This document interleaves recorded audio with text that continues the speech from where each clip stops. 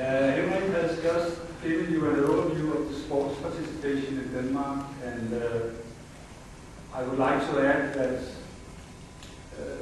I think one of the reasons why we could say he criticized us, but we also, most of these analyses he chose to show you was actually made in cooperation with the sports organization. So we are open, having new knowledge and reacting on it, and hopefully my and my colleagues' presentations will show that. As you can see, we have, in a European perspective, a rather nice situation in Denmark, relatively high participation rates, and also in organized sports, which I represent. But of course, we also have challenges in Denmark and in Danish sports clubs, and I will, together with my colleagues Troels and Peter from DGI and the Firm Sports Association, try to give you an impression of our challenges and how we try to deal with them.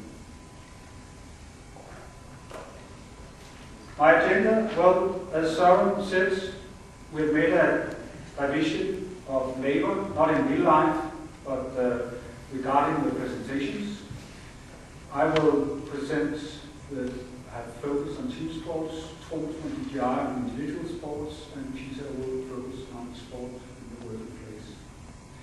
Then I'll start telling you something on some facts like DIF, and then the background for our challenges, what we call the silent revolution. Then I'll give you a number of examples from primarily team sports on how we have responded to these challenges. And at last I'll give you some conclusions and perhaps what we have to work with in the near future about the challenges.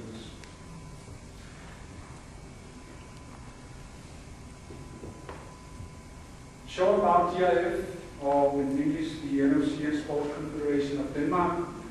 We have 1.7 million members, 61 member federations, 11,000 clubs, and almost 350,000 volunteers, leaders, trainers, helpers.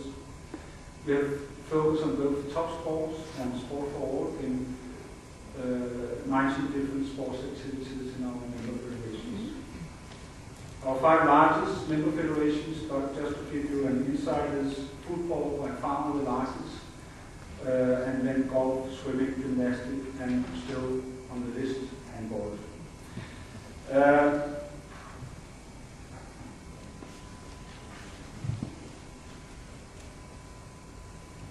Our strategy for the next years, we've chosen a strategy focusing on more members, not just because we believe that club-based sports was a great thing in the past, but we think that club-based sport has a great future. But we also know that if we are going to succeed, we need better conditions for our volunteers, because we know that our clubs are highly dependent upon volunteers.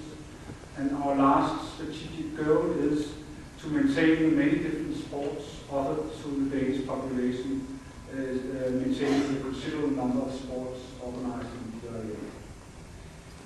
We have made a clear choice that we will not just be an organization for youth and elite sport, but also an organization for the whole population and thereby also for the adults. And we want to get the Danish population into our clubs, not just of self-interest, but also because we believe, and we also mean that surveys has confirmed this, that clubs are better at maintaining people in sports than many other organizations.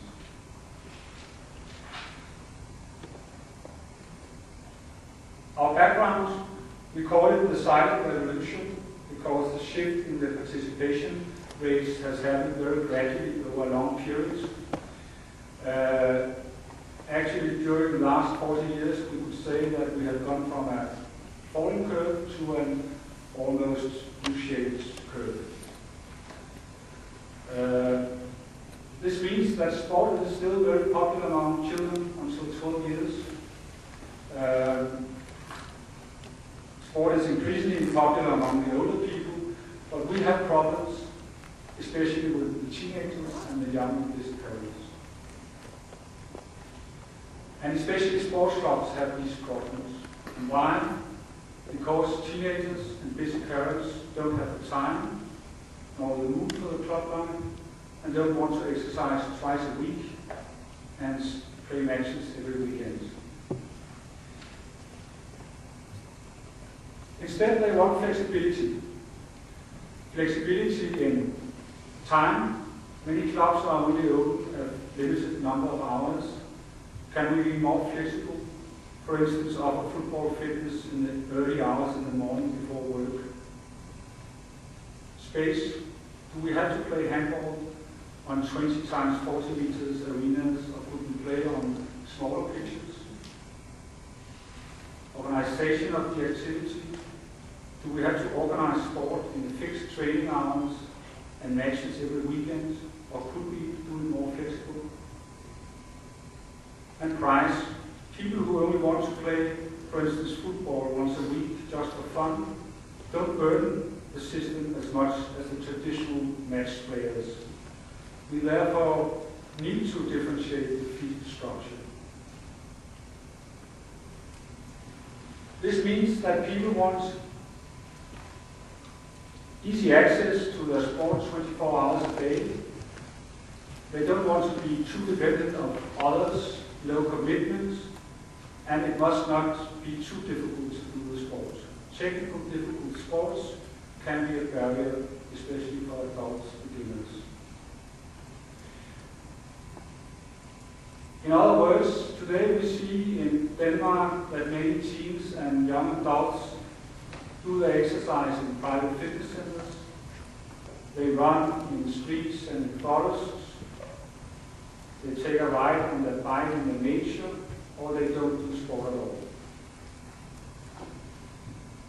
What can sports clubs do to attract them, or rather, what can we in DIF do to help sports clubs attracting these new types of groups?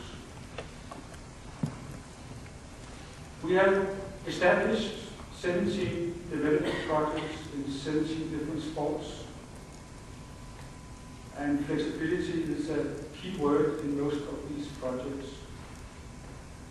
We have been inspired from abroad, but also from private fitness centers, and we have also in DIF's member federations been very good at inventing our own new ways of doing the different sports in a new way. Let me give you some examples. The first example, football, soccer, is an example of how we try to make flexibility in organization, but also in time, space, and price. Here we have been inspired from England, where 5-a-side now is bigger than 11 in football. In England, 5-a-side is based on big commercial centers, and in Denmark we believe that we have an infrastructure to give people this new product in the clubs. The Football Federation under DIF has over 1,600 football clubs as members all over the country. So we are now trying to get clubs all over the country to offer what we call football fitness. And football fitness is soccer on small pitches, typically 5 or 4-a-sides. It's flexible hours. You sign on, for instance, on the internet. You pay less than a normal club view, and the target groups are typically teenagers and busy parents.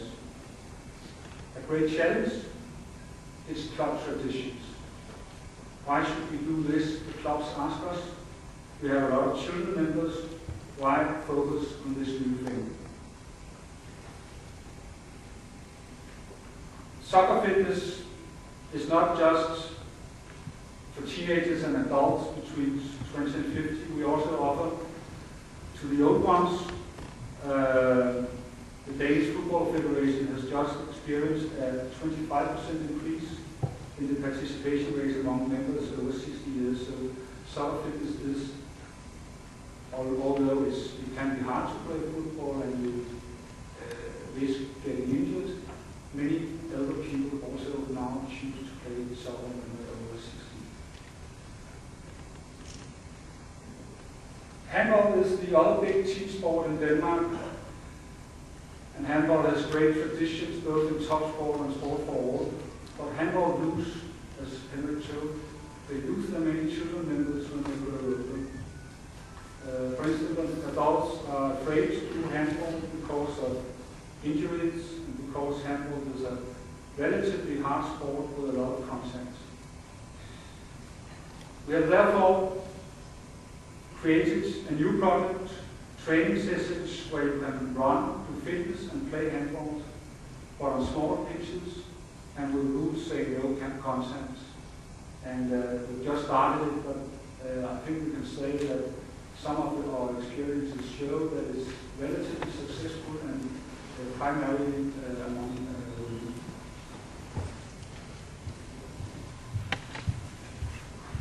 Volleyball is a relatively small team sport in Denmark, but growing because of a very successful kids volley concept, making it easier for kids to do this technical, difficult sport.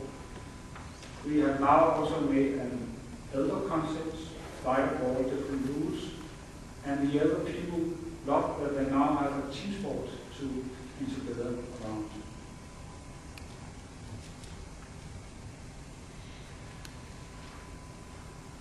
Tennis is of course not a team sport, but I've chosen to take it with to show you that we try to make a team sport for the family.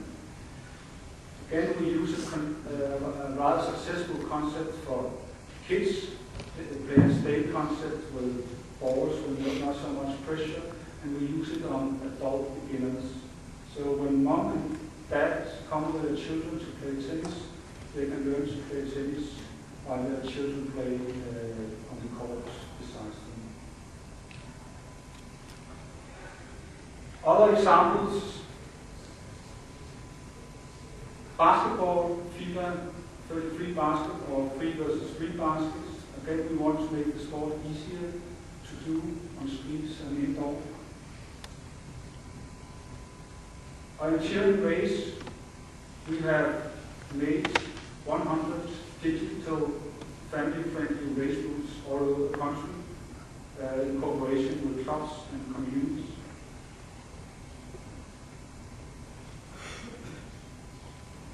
Gymnastics, we have introduced new team-based exercise trends. And generally in fitness, I know Troels will talk about our joint project later. I'll just say here, this I think is a typical example showing that people in club-based fitness centers, because of the social structure, keep on doing fitness while there's a high percentage of drop-offs in the commercial centers. Conclusions and challenges. I would say we've been working with this for the last year, and some of our temporary conclusions are new products making the different sports more easy to play is actually the easy part of the process. What's the difficult part of the process is convincing the clubs to change their focus and their target group in order to take these new activities in. The clubs that have been focusing on, for instance, traditional 11-man football for years, it is a revolution to focus on a new activity and a new target group. But it's also a question of resources and legislation. I would say Danish legislation is also a barrier because we have legislation actually punishing clubs when they get more adult members. One perspective we have a lot of focus on is actually a sales argument towards the clubs. As Henrik showed, especially some of our sports have a situation where there's a lack of volunteers or problems getting volunteers. And a clear incentive for these clubs is if they get new adult members, they can also get more volunteers. So that's one thing we will work